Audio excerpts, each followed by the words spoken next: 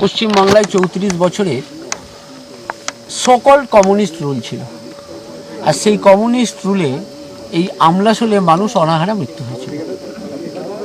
সেই অনাহারে মৃত্যু যখন হয়েছিল তখনও মুখ্যমন্ত্রী মমতা বন্দ্যোপাধ্যায়, আজকে যিনি মুখ্যমন্ত্রী, তখন তিনি মুখ্যমন্ত্রী ছিলেন না, বাংলার জননেত্রী ছিলেন। তিনি এই আমলাশোলের গ্রামে এসেছিলেন।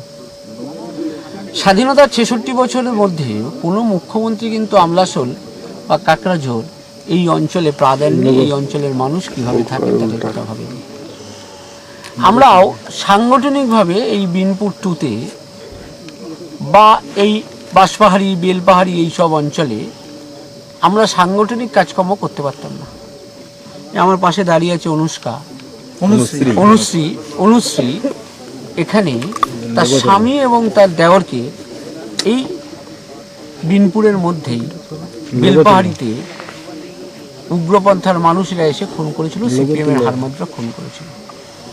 আমাদের এখানে একটু আগে, একটু পাশে আপনারা যদি দেখেন, আমাদের এখানেও বহু মানুষ এই ৩৪ বছরে সিপিএমের হারমাদরা খুন হয়েছে।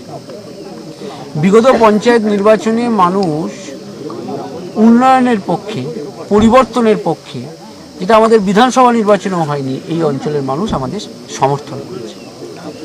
আজকে আমি সারাদিন বিশেষত জঙ্গলমহল এলাকায় দলের সহকর্মী, দলের আমাদের নেতৃত্বের সাথে সারাভাবে ঘুরে বেড়াচ্ছি।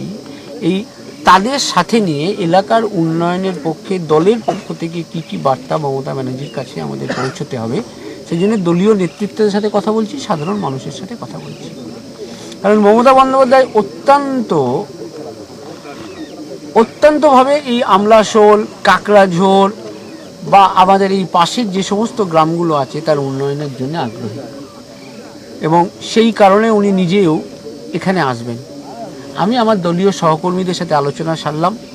আগামী দিনের আমাদের যে দলীয় রাজনীতি কিভাবে এগোবে সে ব্যাপারে কথা বললাম, এবং আমলাশোলের বিভিন্ন বিস্তীর্ণ অঞ্চলের মানুষ কিভাবে রয়েছে তার খানিকটা দেখে গেলাম, যে খানিকটা পরিবর্তন হয়েছে এই অঞ্চলের মানুষ। কারণ এই অঞ্চলের মানুষ আগে কোনো জায়গাতেই, যদি কখনো আপনারা দেখেছেন যে কোনো ধরনের উগ্রপন্থা আন্দোলন জন্ম নিয়েছে, তার মূল কারণ হচ্ছে অনুন্নয়ন, এবং বিগত ৪০ বছরে যেটা পশ্চিমবাংলায় একদম ছিল না।